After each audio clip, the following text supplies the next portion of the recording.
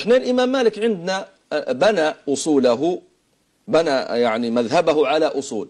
الأصل الأول القرآن، نعم. آية قرآنية. الأصل الثاني حديث صحيح سالم من المعارضة. نعم. الأصل الثالث هو الإجماع. والرابع هو اتفاق جمهور أهل المدينة. نعم. جمهور أهل المدينة وما عليه العمل، هو عمل أهل المدينة، يسمى بعمل أهل المدينة. نعم. هذه المسألة هي مسألة السدل، سد اليدين في الصلاة.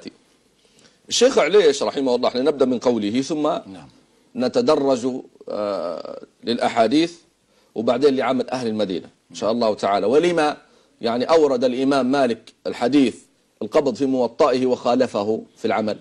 هذه يعني معروف الأمر، مع أن القبض والسدل ورد عن الإمام.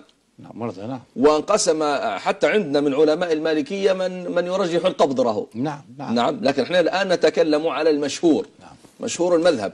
واحنا في الحلقة الماضية قلنا شنو هو المشهور، يعني ما هو الراجح. الراجح عندنا في المذهب هو ما قوي دليله. عندنا الراجح في المذهب ما قوي دليله، وهذا هو التعريف عليه جماهير فقهاء المالكية. حتى قال الناظم: وإن يكن الدليل قد تقوى فراجح عندهم يسمى. إن يكن الدليل قد تقوى يعني ما قوي دليله. المشهور عندهم ما كثر قائله، يعني قاله ابن القاسم، قاله أشهب، قاله جمع من علماء المالكية. وهذا القول هو سد اليدين هو مشهور مذهب المالكية، يعني قاله جمع من علماء المالكية. الشيخ عليش يقول رحمه الله تعالى، هذه شيخ وجبة دسمة للسادة المتابعين معنا. معلش موضوع اللي له علاقة بالصلاة أول ما يسأل عنه العبد يوم القيامة، فتابعونا ومعلش نستفيدوا من المسألة هذه.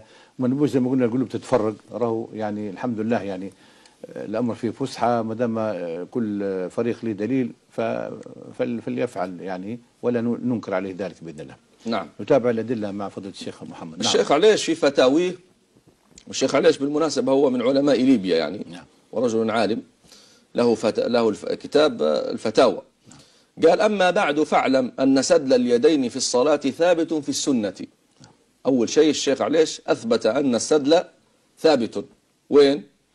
في سنة رسول الله صلى الله عليه وسلم. وين الكلام هذا؟ بيأتينا إن شاء الله تعالى من جوه الدليل يا شيخ. أيوة من جوه. قال: وأمر به بإجماع المسلمين، وأجمع الأئمة الأربعة على جوازه. معنى الأئمة الأربعة عندهم السدل في الصلاة جائز، حتى الشافعية والأحناف والحنابلة دون كراهة ولا نعم. واشتهر ذلك عند مقلديهم، مقلدي هذه المذاهب، حتى صار كالمعلوم من الدين بالضرورة، وأنه أول، هذه نديروا تحت خطين، أول وآخر فعليه صلى الله عليه وسلم. أول فعله صلى الله عليه وسلم السدل. تبي شرحتي. نعم. وآخر فعله صلى الله عليه وسلم السدل. قال: أما الدليل على أنه أول فعليه، نعم، أو أول شيء، أول ما كان الصحابة يصلون في البداية يعني كانوا يصلون مسدلي أيديهم. قال: أخرج مالك في موطئه، الإمام مالك رضي الله تعالى عنه، عن سهل بن سعد، واقتصر عليه البخاري ومسلم الحديث هذا، من قوله: كان الناس يؤمرون أن يضع الرجل اليد اليمنى على ذراعه اليسرى في الصلاة. شن نفهمه من قول النبي صلى الله عليه وسلم كان الناس يؤمرون؟ معناها كانوا قبل ذلك يسدلون. نعم. قال هو وهذا اللي أنهم كانوا قبل ذلك يسدلون، وإلا قوله صلى الله عليه وسلم كان الناس يؤمرون يعني في الصلاة بوضع الميامن على المياسر، كان هم قبل يقبضوا وأمروا بالقبض، هذا عبث تحصيل حاصل. وحاشا لرسول الله صلى الله عليه وسلم أن ينطق بشيء لا معنى له. نعم، لا ينطق عن الهوى صلى الله عليه وسلم، وهو خير من أوتي جوامع الكلم، وخير من تكلم بلغة الضاد صلوات الله وسلامه عليه. أما الدليل الثاني، هذا أول فعليه صلى الله عليه وسلم. آخر فعليه قال على كونه دليل على كونه آخر فعليه صلى الله عليه وسلم، فهو استمرار عمل الصحابة والتابعين عليه. حتى قال مالك في رواية ابن القاسم في المدونة، وهذه الرواية اللي بني عليها القول المشهور: ونحن نعلم أن رواية ابن القاسم مقدمة في المذهب، يعني قول ابن القاسم مقدم على غيره. قال الإمام مالك بالنص بالحرف الواحد يقول لا أعرفه، يعني الوضع في الفريضة، إذ لا يجوز. يعني الإمام مالك لما سئل عن القبض في الصلاة وضع اليمنى على اليسرى قال لا أعرفه، ومعنى لا أعرفه أي لم يكن العمل عليه في زمن في عمل في أهل المدينة. نعم، وهذا سيأتينا إن شاء الله تعالى كدليل من أدلة المالكية في مسألة السدر. قال إذ لا يجوز جهلهم بآخر حالي رسول الله صلى الله عليه وسلم ولا مخالفته يعني عليه الصلاة والسلام، وهم أضبط الناس لأحواله صلى الله عليه وسلم. فلهذا ضم الإمام مالك رضي الله تعالى عنه عملهم للآية المحكمة والحديث الصحيح السالم من المعارضة، يعني وجعلهم كأصل من أصول مذهبه، كأصل من أصول مذهبه. هذا مدخل ذكرناه لندخل به إلى المسألة. باهي القبض موجود وارد. نعم نعم، وحديثة صحيحة مشهورة موجود. نعم. احنا المالكية عندنا راوا القبض اللي نتكلموا عليه اللي كرهه مالك في الفريضة نافل عنا جائز. نعم. ما فيهاش مشكل بكل. نعم. القبض اختلفوا في كراهته وندبه وإباحته مع اتفاقهم على ثبوت فعله صلى الله عليه وسلم والأمر به. نعم. متفقين أنه موجود هو يعني من النبي صلى الله عليه وسلم. لذلك قال الإمام الشعراني رحمه الله تعالى يقول إن تقليد الأئمة في اجتهادهم ليس تركا للآيات والأحاديث الصحيحة، بل هو عين التمسك والأخذ بالآيات والأحاديث الصحيحة. فالقرآن ما وصل إلينا إلا بواسطتهم. منين جاءنا القرآن؟ مع كونهم أعلم يعني ممن بعدهم بناسخه ومنسوخه ومطلقه ومقيده ومجمله ومبين إلى آخر ما قال. فقال وكذلك الأحاديث الصحيحة ما وصلت إلينا إلا بواسطتهم، هم أعلم الناس بصحيحها وحسنها وضعيفها ومرفوعها ومتواترها وأحادها إلى آخر ما قال.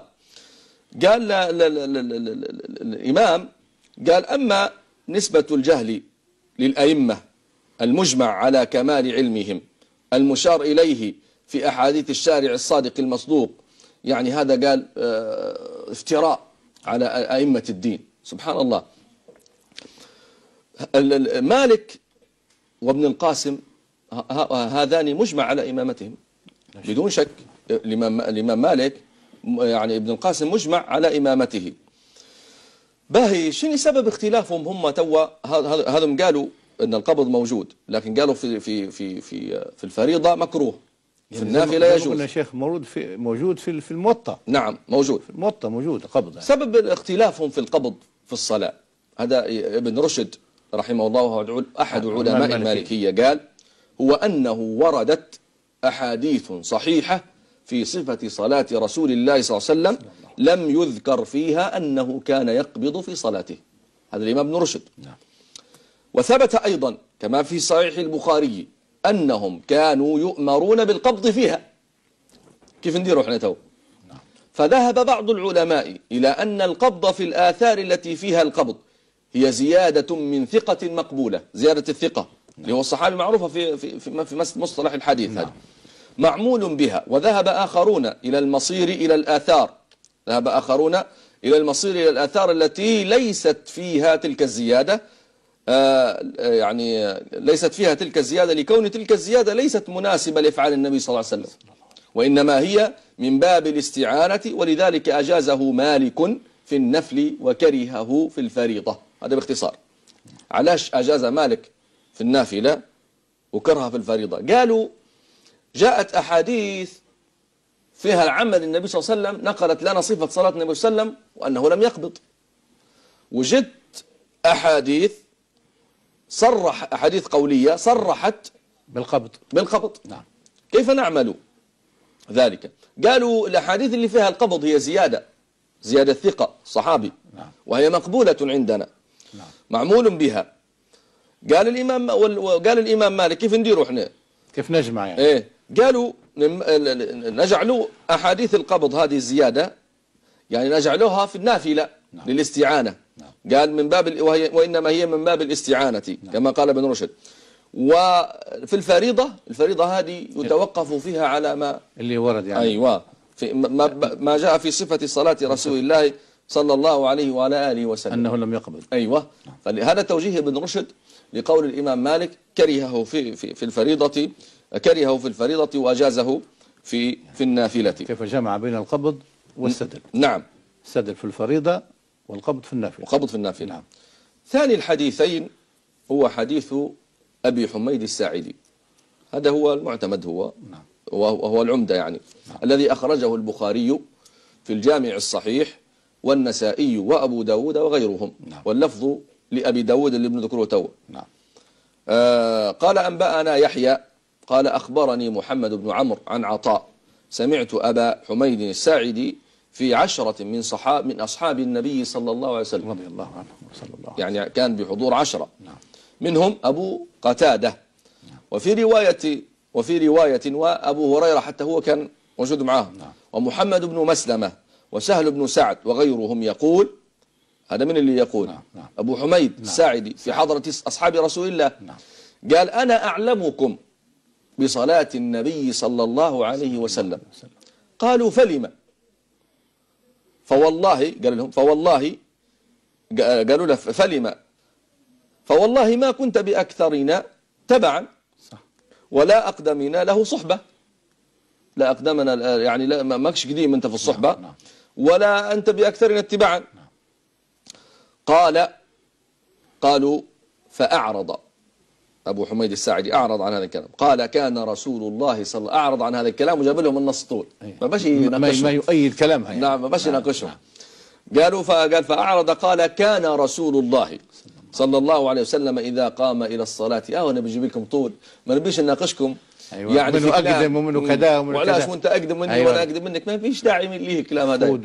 أنا بجيب لكم طول. أي الزبدة. أيوة. نعم. أيوة. فقال هم كان رسول الله صلى الله عليه وسلم إذا قام إلى الصلاة رفع يديه حتى يحاذي بهما منكبيه ثم يكبر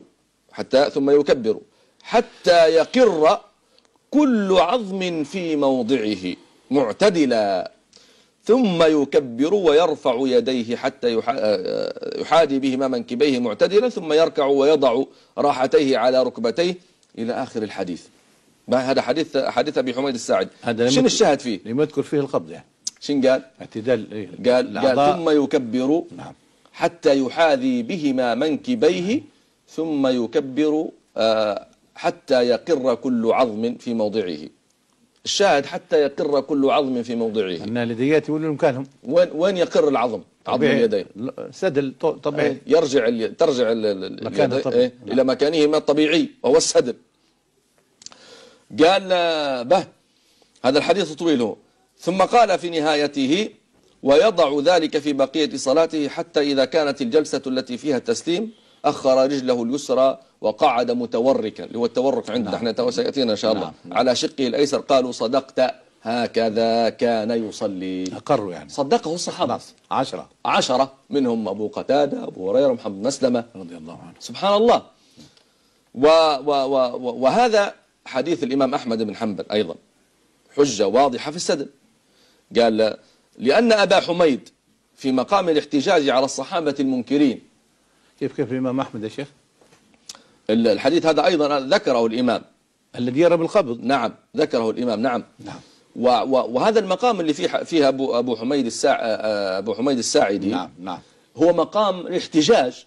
نعم. الصحابة منكرين. قال أنا أعلمكم بصلاة رسول الله وهو كان يدير ويدير أن أعلمهم هو أبو حميد وأعلم منهم نعم. بصفة صلاة النبي صلى الله عليه وسلم لكونهم يعني في الأول ما سلموش له. نعم. ما سلمولاش ما قالوا علاش أنت أعلم مننا. نعم. بعدين جاب لهم هو إيش صفة الصلاة. نعم. صفة الصلاة. وما قالوا لاش يا أبا حميد نسيت أو سهوت أو كان النبي صلى الله عليه وسلم راه لما يقبض أو كان النبي صلى الله عليه وسلم كذا. لا بل قالوا له صدقت هكذا كان إقرار كامل. هكذا كان يصلي. ولا شك أن موضع اليدين جنباه، وذلك اللي هو يسمى بيش بالسدل، هو الشاهد في عبارة يقر. نعم، الأعضاء وهو دليلنا في الحديث. هو دليلنا في الحديث. فإن قيل أبو حميد وأصحابه وإن لم يذكروا القبض فقد ذكره غيرهم، فيكون زيادة ثقة وهي مقبولة عند أهل الفن. قلنا المسألة ذات خلاف، وعلى التسليم فشرطها التساوي بين الراويين في الوصف كما هو مقرر. هذه مسألة معروفة طويلة عريضة. نعم. لكن احنا بنذكر الأدلة بس، ربوش يخشوا في الله. هذه يأخذوا فيها العلماء ولا نعم. طلبة العلم يعني. نعم. باهي، نأتي إلى مسألة. قلت لي الإمام أحمد شيخنا. نعم. على الحديث أورده الإمام. نعم، أورد حديث أبا حميد الساعدي رضي الله تعالى عنه. بالأمانة طبعا. نعم. طبعا صفة وردت طبعا يذكرها طبعا. نعم. عندنا حتى بعض الأئمة يخير بين الوضع والإرسال. نعم. وهذا رأيي يعني أنا أميل إليه حقيقة، خاصة في الترويح يا شيخ بالصلاة الطويلة. والله هو بالنسبة لاختلاف التنوع يتنوع فيه الإنسان. هذا من لطف الله يا شيخ. نعم. والله هذا يعني حتى في بعد الملل والسأم والتعب والمشقة الحمد لله رب العالمين يعني. وهذا الأمر لم يفرق الصحابة رضوان الله تعالى عليهم أبدا. هذا اللي يهمنا يا شيخ. لم يعترض أحدهم على الآخر يعني. يجعل في قلوبهم حزازات. أي والله. ولا يبدع أحدهم الآخر. بل له، شوفوا أبو حميد كان في 10 من الصحابة قالوا له علاش علمنا لو كان بيناتنا احنا يعني الظاهر أنهم يعني لو يعني وجدوا منه سقطة لا وقفوا وقالوا لا. نعم. ولكن يعني أقروا له بذلك وقالوا له صدقت يعني. سبحان الله. من أدلة المالكية أيضا. نعم. وهو عليه المعول عمل أهل المدينة. عملوا أهل المدينة. وهذا شيخ أمر ما هو شيء يا شيخ. نعم. المدينة التي يعني عاش فيها الحبيب المصطفى صلى الله عليه وسلم وانتقل إلى الرفيق الأعلى منه يعني من حجرته الشريفة الطاهرة. يعني الصحابة اللي معه وبعد التابعين وتابع التابعين، والإمام مالك يعني ليس ببعيد من تابعي التابعين. طبعا. جده طبعا. من الصحابة يعني. طبعا. فالأمور يعني ما هيش. سبحان الله. نعم. فعمل أهل المدينة هذه يعني قضية حجة ما هيش سهل يعني. إيه طبعا بلا شك. نعم. عمل أهل المدينة هذه يعني أصل من أصول الإمام الفقه المالكي. نعم. وهو عند الإمام بمنزلة الحديث المتواتر، ولهذا يقدمه على خبر الآحاد. لما يتعارض حديثان أحدهما خبر آحاد. خلينا نوضح للسادة شو معناه خبر آحاد، شو معناه متواتر. ما خبر الآحاد وجبة فقهية. نعم. خبر الآحاد لا يرقى إلى درجة المتواتر. نعم. ربما رواه صحابي أو صحابيان أو 3. نعم. لكن الخبر المتواتر هو ما رواه جمع عن جمع يستحيل تواطؤهم عن الكذب. نعم. هؤلاء الجمع صحابة رووه عن جمع، ما رواش واحد عن جمع، بعدين ما عادش يبدأ خبر أحد ولا رواته جماعة عن واحد. لا جماعة عن جماعة. جماعة عن جماعة يستحيل تواطؤهم عن الكذب. الله. هذا يسمى الحديث المتواتر. نعم. فعمل أهل المدينة عند الإمام مالك بمنزلة الحديث المتواتر. وهو يعني الإمام مالك جعله لخبر الآحاد ناسخ، جعله كالناسخ لخبر الآحاد، لأن لما يتعارض خبر الآحاد يعني روى هذا الحديث مثلا صحابي أو صحابيان زي ما قلنا. نعم. مع عمل جمع من أهل المدينة فيهم كبار الصحابة كبار التابعين، فينسخ خلاص ما عاش فيها. نعم. العمل ذلك الحديث العمل عندنا، ولذلك تجدها عند الإمام مالك كثيرا عليه العمل عندنا، وهذا الذي استقر عليه الحال عندنا. نعم. تجدها في الموطأ أو في المدونة. نعم. وذلك لأن الصحابة رضوان الله عليهم يأخذون بالمتأخر من أقواله وأفعاله. الله. يأخذون، مش احنا تكلمنا في آخر فعليه نقطة مهمة صلى الله عليه وسلم. نعم. علاش قدموا احنا في عمل أهل المدينة؟ لأن هؤلاء قد يكون النبي صلى الله عليه وسلم فعل هذا الأمر في بداية دعوته، وقد يكون قاله صلى الله عليه وسلم، لكن في آخر أمره استقر الحال على فعل آخر. ولذلك لما يعمل هؤلاء القوم بهذا العمل، وهذا العمل مخالف لحديث آحاد، معناها أن النبي صلى الله عليه وسلم استقر حاله على هذا العمل، فهمتوا؟ نعم. معناها النبي صلى الله عليه وسلم استقر حاله على الصحابة هؤلاء يأخذون بالمتأخر من أقواله صلى الله عليه وسلم وأفعاله، ولا يمكن أن يخفى عليهم المتأخر منها من أقوال النبي صلى الله عليه وسلم وأفعاله. فإذا وجد مالك رضي الله تعالى عنه عمل أهل المدينة المشحون هذا من التابعين رضي الله تعالى عنهم على خلاف ذلك الخبر، عمل بعمل أهل المدينة وترك خبر الآحاد لقرب عهده صلى الله عليه وسلم وعهد الصحابة الذين تلقوا منه الشريعة وتلقاها منهم التابعون، فلا يمكن للتابعين أن يجدوا الصحابة على عمل ويعملوا بخلافه. طبعا طبعا.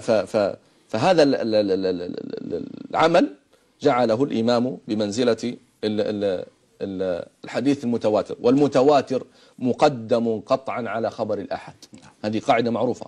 وعمل أهل المدينة حجة عند الإمام مالك، والمقصود بعمل أهل المدينة مقصور على عمل الصحابة والتابعين بالمدينة خاصة، لأنهم هم الذين يتوفر فيهم ما مر يعني من نقل خلفهم عن سلفهم، وما كان يعمل به النبي صلى الله عليه وعلى آله وسلم، وحرصا على الاتباع يعني. نعم. ولذلك يقول القائل: لم يثبت عندنا عمل أهل المدينة بالإرسال. ومن أين لنا بثبوته؟ فالجواب أن قول مالك بالإرسال كاف في ثبوت، يعني قد يقول لك قائل يعني لم يثبت عندنا عمل أهل المدينة بإرسال اليدين. نقول لهم احنا إن قول مالك بالإرسال كاف في ثبوته، في ثبوت عمل أهل المدينة بذلك، لأن القائلين بالقبض يزعمون أنه لا يوجد حديث يدل على الإرسال. احنا قدمنا حديث أبي حميد وحديث حديثان قدمناهما يعني. وهذا يعني يدل أيضا على أن عمل أهل المدينة على الإرسال كونه مذهب سعيد بن المسيب. الله، وما ذلك ما سعيد. إيه؟ الله. وهو أحد كبار التابعين. الله الله في ورعه وأحد فقهاء المدينة السبعة. نعم. وفي حرصه على اتباع الحبيب المصطفى. أدرك عمر الخطاب الله الله رضي الله تعالى عنه وهو أفضل التابعين على الإطلاق، الله. كما قال الإمام أحمد رضي الله تعالى عنه وأرضاه. الله الله. فهذا وحده كاف في ثبوت عمل أهل المدينة على الإرسال، ويطمئن القلب جدا يعني. سبحان الله. كاف هذا. ومن أشد العلماء تعصبا، شوفوا، من أشد العلماء تعصبا للقبض عندنا احنا في المذهب ابن عبد البر، عالم مشهور المالكي، له كتابات معروفة. نعم. مع ذلك شنو يقول ابن عبد البر؟ اسمه معنا ابن عبد البر شنو يقول في كتاب الذي يرى بالقبض، الذي مش يرى بالقبض بس، هو من أشد العلماء تعصبا للقبض. مع ذلك يقول في كتابه الكافي الذي ألفه في فقه مالك رضي الله تعالى عنه وأرضاه، قال ووضع اليمنى منها على اليسرى وإرسالهما كل ذلك سنة في الصلاة. كل ذلك وإرسالهما، أي نعم. كل ذلك سنة في الصلاة. قال قلنا إن آخر الأمرين الإرسال لما مر، هذا طبعا كلام لما مر بيان ما عليه عمل أهل المدينة، فمالك لم يترك العمل بالحديث إلا لترك الصحابة القاطنين بالمدينة ومنهم العشرة المبشرون بالجنة. هذا المالكية يردوا على المالكي، يردوا على المالك ابن عبد البر. نعم مالك يردوا على ابن عبد البر. ابن عبد البر يقول يعني هو من أشد العلماء تعصبا، أثبت يعني. نعم يعني. واعتمد في خطة كتابه على عمل أهل المدينة راه. واقتصر فيه على الأصح عملا والأوثق نقلا. يعني من ذلك يقول ووضع اليمنى منها على اليسرى وإرسالهما كل ذلك سنة في الصلاة. الحمد لله. وهذا احنا ما نريد أن نصل إليه يعني، هذه رسالة يعني كل الأمرين الحمد لله من الحبيب المصطفى صلى الله عليه وسلم مأخوذ، ويعني ينبغي ألا يعترض أحدنا على الآخر، أو يعني يحس بأنه أخطأ وأنه يعني جانب السنة النبوية صلى الله عليه وسلم. نعم. إذن الأمران قال متحال لكل مصلي. الأمران قال سنة. نعم. فلا داعي للتعصب، ولا داعي لتوجيه التهم، ولا داعي للحزازات والفرقة والشتات لأمر هو لا يؤثر في الصلاة أبدا صحة ولا بطلانا. وهو أمر إن فعلناه يعني سواء فعلنا سدل كنا مقلدين، نعم. وإن فعلنا القبض كنا مقلدين. نعم. يعني ما فيش مخرج إلا هذا المخرج. أيوة. يعني كان فعلنا السدل قلدنا، كان فعلنا القبض قلدنا. وكلاهما سنة كما قال ابن عبد البر. هو راه ما زال في المسألة طويل، لكن احنا ما نبوش نخوض فيها أكثر يعني. وخلصنا إلى ما قاله ابن عبد البر: كل ذلك سنة في صلاتنا. نعم.